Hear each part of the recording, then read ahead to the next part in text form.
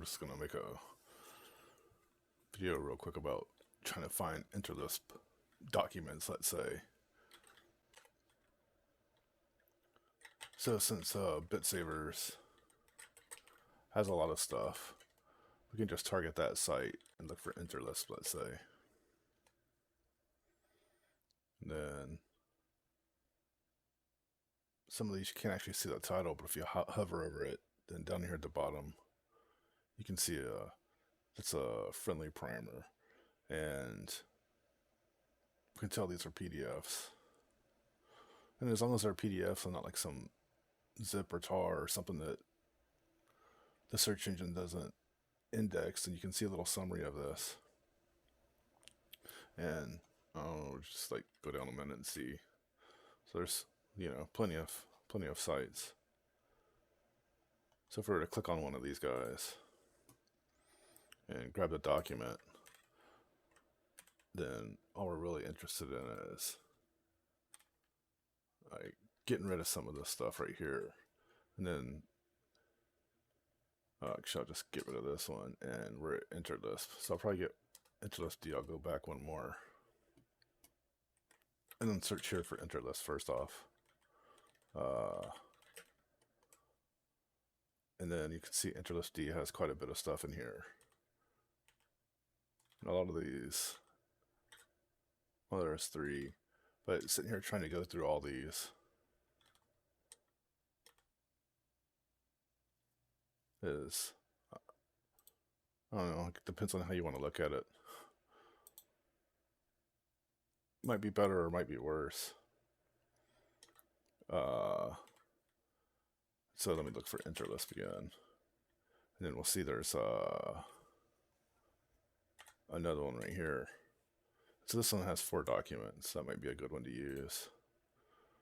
And then let's see if there's something with park in here or not. Yeah, there we go. And see, that one has something about cedar there. So if you're to come in here and you're interested in, I don't know, if you're writing a book about some of this stuff, then this might be one way to look at some of the stuff and just try to see which ones you don't already have without having to go through a search engine. Of course, not everybody's going to let you see the index of their sites, but usually someone who really wants to share stuff with you is going to have it turned on this way. It's usually people who are trying to hide stuff that aren't going to let you do that. And I want to say, well, back in park, was it here? I saw, yeah, so there's a tech reports right there. So if we're going to tech reports and just look real quick, then, I mean, some places you're not going to know, and that might be where a search engine helps you out to find stuff that you haven't found already, maybe, because you're not going to really know where they stuff this stuff at. And so here we see, like, this is that virtual machine specification. I added that to the other video in the description because I had been talking about that. But this particular document is not the same one, because this one's 141 pages. I want to say that one was like 120 something, maybe 127. And it looks like this one might be older than that, because I think that document is from like the 80 something. So maybe they shrunk down the specification or something a little bit. And then let me go back up here. Let's go back up one more. And then down here where the Interlisp were, this one only has 4 of them over here. So there's a bunch of different ways to mirror sites. In the past, the ones I've used are like HTTrack, and then there was one, I don't know if it's still around, Warwick. What this one tried to do is it will look at like archive.org, but it'll go into Google Cache and Yahoo and MSN and go inside like anybody that has a cache and try to find sites that are really old. I want to say it might have been a Perl script. And then maybe after that, they came out with another version that I want to say it ran on top of Memento framework or something like that. And that one targets archive, because there's archive.org, there's archive.it, there's archive, all these different archive ones. I don't know, like if we were to like search on that, like Warwick, Memento maybe. So I don't even know if this stuff's still around. Yeah, recover lost websites. And this uses another framework because it's too much of a pain because like APIs and all this stuff change. And so, oh yes, well maybe it's still a Perl script. Looks like you can, oh, you have to have Perl, curl, and Python. And so this Memento framework, oh, this is actually a site. So it's probably like archive.org where you search, I don't know. I haven't ever used this one before. But if I was to say like, oh, this is kind of like time-based. Archive is a lot better because you just get a graph and get to pick what you want. This one is just telling you what you want. I don't want to say in those scripts you do too. But like when search words still existed, in 2004 it probably is still around. And that was Fravia's old site, one of his sites. This one was about searching, finding anything you ever want on the internet, no matter what. Everything's on the internet type of deal. And then he had Fravia.com, which was about reverse engineering stuff. So first he gathered all the people who were into, he might be the first person that gathered all the reverse engineering people in one site. Back in 1995, I think is how old his site might have been around. And then later on, he got tired of that and then said, it's like, why should I teach you how to reverse stuff if I can teach you how to search for anything? And so you see here where it's looking up, like someone has an archive of, on Stanford, like this might be something,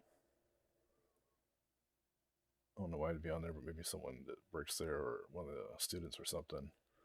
And then this one's from archive.org, which everybody probably knows about. This is archive.it.org, and there's archive.md.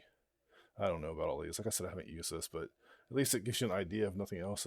There's other places where you can get archives out of, in case, because archives.org can't grab everything. But I used to use that Warwick to grab stuff. Of course, normally, you could use, like, if you were some kind of script in Bash or any other language, Perl, whatever, you could probably use curl too, but what I normally just use is wget because it's the easiest one. Now, whenever you're doing this, you have to be careful.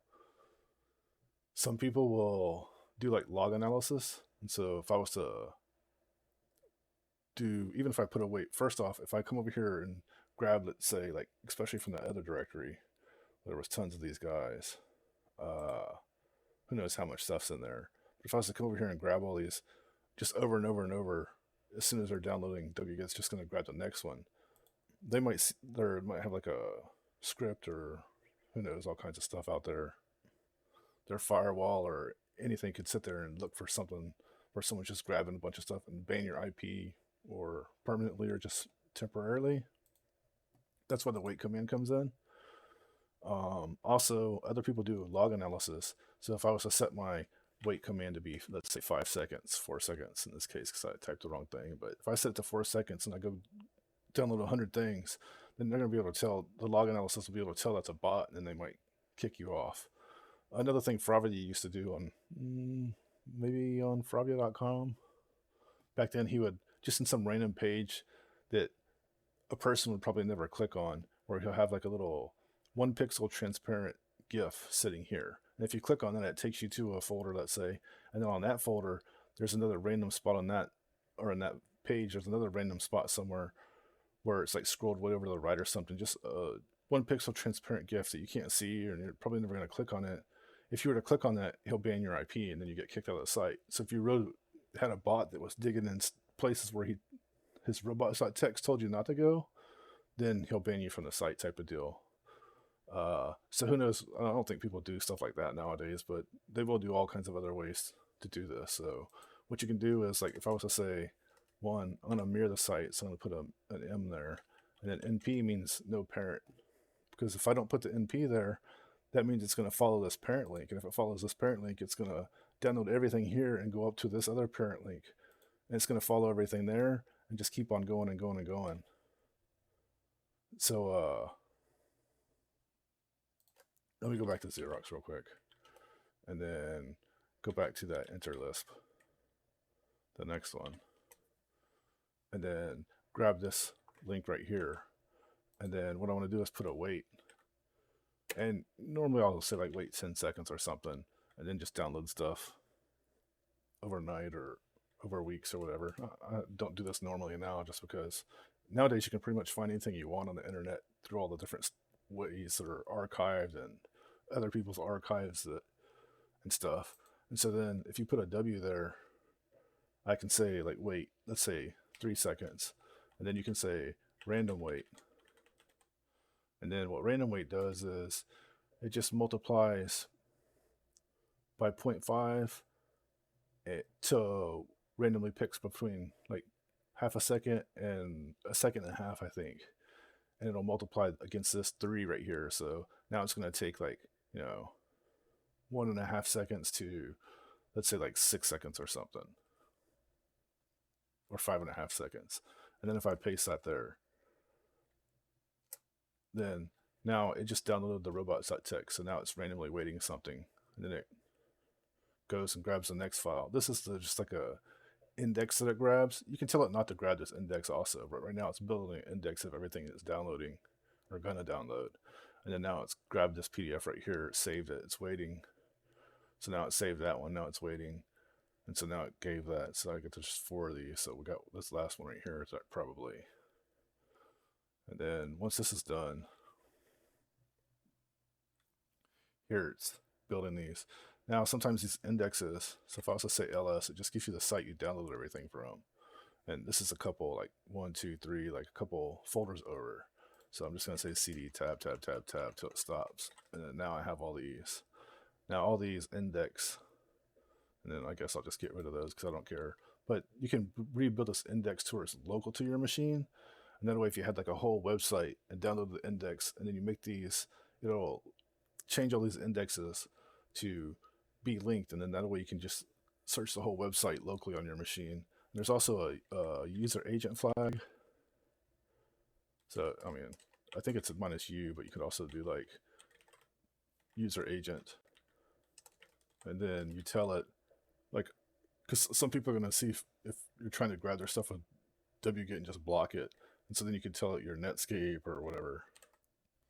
And then as far as they know, you're a search engine. And that's where the random thing came in. So here I'm just going to get rid of all these index things. And then now I just have the PDF sitting here.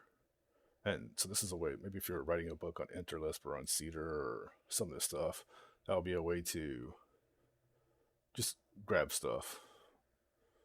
I just usually will use the site stuff, because I can also just target every .org site for Interlisp also. It doesn't have to be that particular. Now I'm just going to look at, now we have interlisp.org. So anything ending in an org, I can just go around. And actually there's probably like that other stuff was a military site, right? So we could target military sites and just see how many docs, which there's not very many of them, it doesn't look like. But just whether somewhere Interlisp is mentioned on those things. I think that's it. Well, was that it? Was there anything else in here? I think this Interlisp, and this Park one where it had the virtual machine specification. Now, doing it this way, like in here, I'm not going to know if anything else ever, like, what if there was one of these other things had something to do with Interlisp. I'm not really going to know that, and that's why being able to target a site with Google, and then you can just come down here and look at the bottom and see like if there's a directory that you don't know about, I guess.